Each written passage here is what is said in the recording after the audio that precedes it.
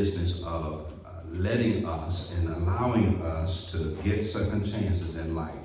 And second chances are important because it is an absolute fact that you will mess up in life. It is an absolute fact that there will be some failures in life that you will encounter even though you put forth your best effort. You will mess up, you will fail, you will make mistakes. But the difference between people making a mistake and people restoring you is that in this text, it is Jesus that's going to restore Peter. And Jesus is going to ask him a series of questions. And then Jesus is going to look into Peter's future. And Jesus is going to see some things in Peter's future that should encourage Peter, because let me tell you, when God starts something, God finishes what he starts. It is always an absolute fact that God does not start anything that he does not finish. It is absolute fact that God will begin something and God will finish something. And really what I want to tell you, you can't get in God's way. People can't get in God's way. The enemy can't get in God's way. Even the mistakes of life, and I can tell you this, some mistakes and some difficulties in life, you don't have to invite them, they just show up. And sometimes it looks like they're going to stop you from doing what it is God has called you. So I want to look at John's Gospel, chapter 21, starting at verse 15, and I want to go through the rest of this particular chapter and look at this particular story, because we talked about in this third part of this sermon, and that is coming back from failure. We looked at them. They were fishing all night long, and they caught nothing. And they were supposed to be up in the mountains in the region of Galilee, but Peter up in the mountains, because Jesus delayed his coming, Peter says, I'm going back fishing. And so he went back fishing, and they got in Peter's boat. It says the boat. And that's a definite article. It was a specific boat that they got into to go back fishing. They got back in Peter's boat, and they went out, tied a lantern on the tip or the front of the boat, because what they knew is that fish were attracted to light. And they were still fishermen, but they fished all night long and they caught nothing. And so Jesus was sitting there watching them fail in the middle of the night. He was just observing them. He didn't make a move. And the morning came, and Jesus asked them a very sarcastic question. Guys, do you have any fish? Jesus knew the answer to the question that he asked them, because he had been watching them fish and fail. And ain't nothing worse than fishing and failing. Because failure is a part of your life when you don't do things the way God says do them. And you got to remember that. You got to make sure that you stay in God's will, that you are consistently in the will of God. And so now we are in the story. By this time, Peter has jumped out of the boat. He jumped out of the boat, and listen, when he was in the boat, he was fishing, and he had failed. And he didn't have all of his garments on. He had his inner garments on, but not his outer garments. And so he put back on his outer garments. He jumped into the water, and he swam toward Jesus. It was a difficult swim, and I really wanted to tell you, because there was a commentator who wanted me to explain this to you. The first time we see Peter, he's walking on the water to get to Jesus. But this time, he's using his own effort, his own energy to get to Jesus. One time, Jesus makes a bridgeway upon the water for Peter to get to him. And even when Peter sinks, Jesus reaches down to pull him out of the water. But this time, if Peter and when Peter gets to Jesus, he's going to get to Jesus through his own effort. Jesus is not going to help him out. Jesus is not going to make a bridge, a land bridge on the water in order for Peter to get to him. Peter is going to have to get out of the boat, and he's going to have to make it to Jesus through his own effort. He's going to have to put some energy. He's going to have to swim, and Jesus is just going to stand and watch, because really what Jesus is looking at to see just how bad Peter wants to get to him. Sometimes we need faith in order to get to Jesus, and sometimes we need to fight.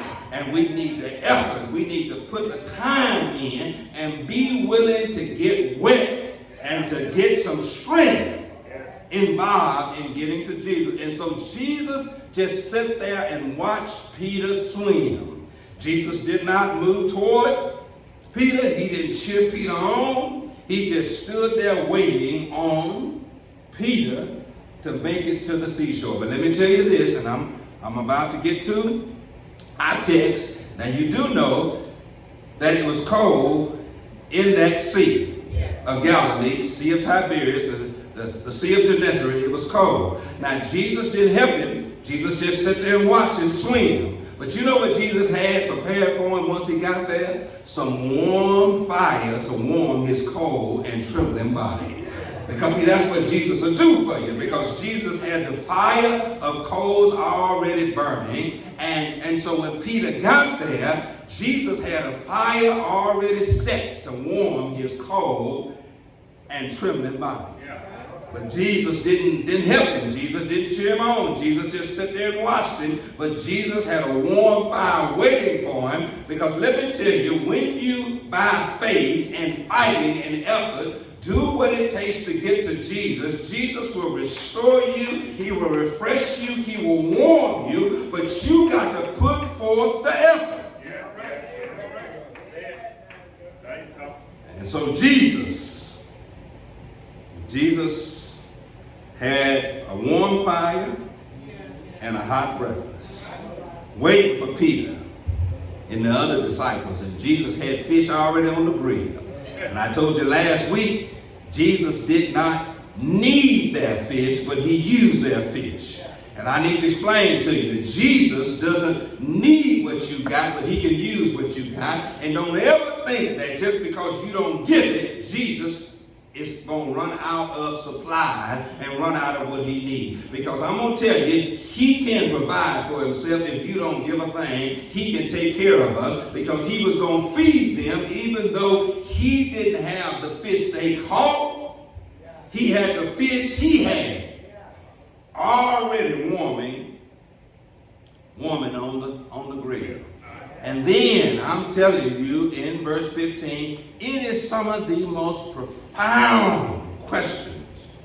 Because now we're fixing to move into the most important part of this text. Because we see they failed because they weren't where Jesus told them to be, doing what Jesus told them to do.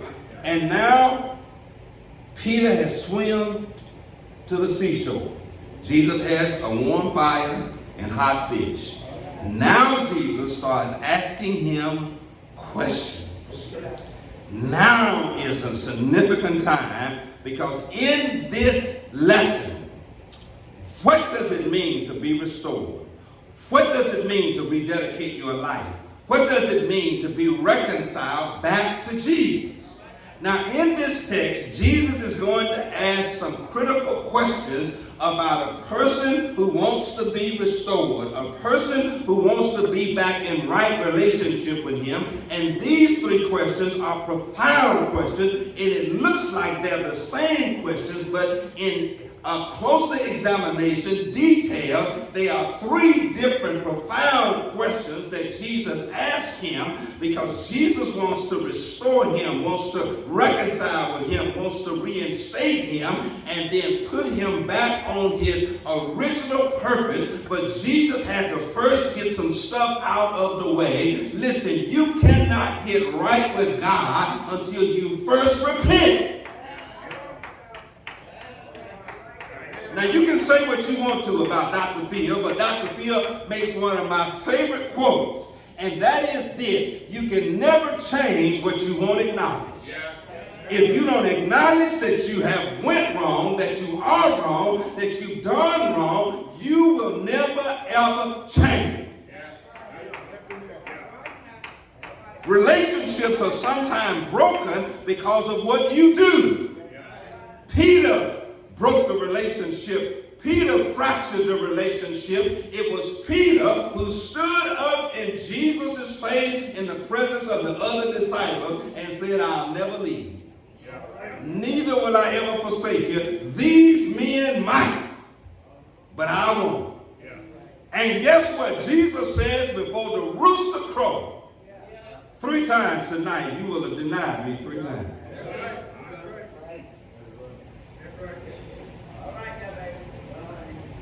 I'm telling you, Jesus is fixing to focus in on Peter. Significant.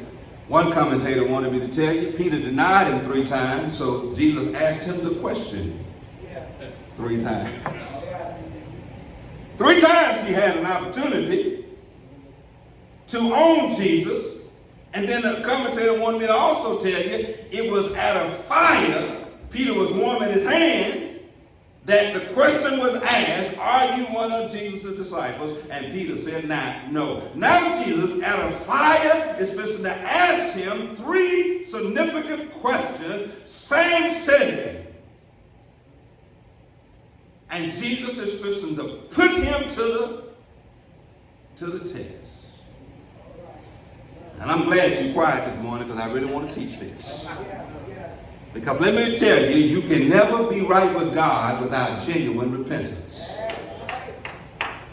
You will never change in your life, in your relationship with God, if you don't ever see yourself as a person who has messed up, a person who has fallen, a person who has disappointed God. See, you think in your mind, because what Jesus was doing was reminding Peter of what he said.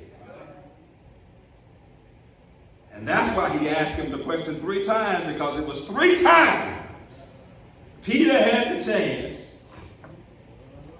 to say, I belong to Jesus. He's mine and I'm his. 3 times Peter, listen, the first time Jesus might have understood you denied me, but you had a second chance and you still denied me, and then you had a third chance. 3 times you had a chance to just say, I am one of his disciples. So let's look at this, because this is so profound. Questions that Jesus asked. And I want to stop parenthetically and ask you the same question, because there's some questions you got to answer. And you know what the questions are about? It's about love. If I had time, I'd explain to you. It's really about who you love. It's really about what you love.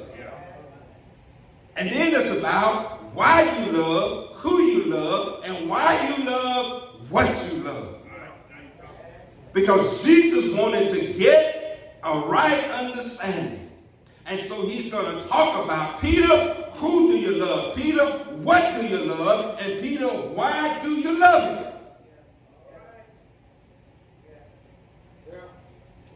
So when he finished in verse 15, when he finished breakfast, Jesus said to Simon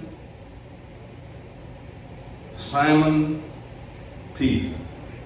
Now listen, this in verse 15 is so significant, because he doesn't call him Peter. That's John writing about this, because Jesus doesn't address him as Peter. You remember when he came to Jesus, his name was Simon, son of Jonah. But Jesus doesn't address him as Peter. He addresses him by his old name. Because you know why? He had went back to his old ways. And that is significant. Because you remember Jesus said, you shall no longer be Simon, son of Jonah, or Simon, son of John, but thou art Peter. And Jesus started calling him Peter, but now he calls him Simon, son of John, because Peter has went back to his old ways. And my brothers and sisters, when you go back to your old ways, Jesus knew a change had taken place when he said at Caesarea Philippi, thou art Peter, and upon this rock I build my church. Peter had this great relationship with God, a great relationship of faith, but now he had slipped back into his old way. And so Jesus didn't call him Peter, he said Simon, because that was his name before he got right with Jesus. And the question is, do we know you by your old ways or your new ways? He said, Simon, son of John. Because he didn't recognize Peter in the spiritual sense. He didn't see the Peter that had made the great proclamation now of Christ.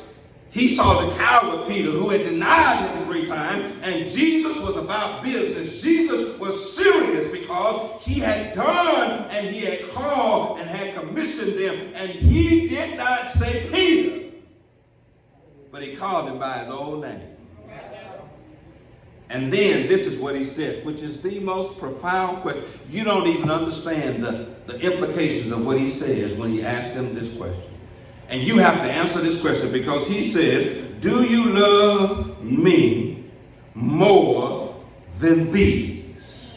And I really got to explain this to you, because I've heard several commentaries, certain theologians give an interpretation of this verse. What are these? What are these? What are these? What are these? Because that is a critical question, because what Jesus says to Peter. Now, there are 3 theories on what Jesus was talking about when he said, do you love me more than these? One commentator says that he was looking at the fish, the nets, and the boat.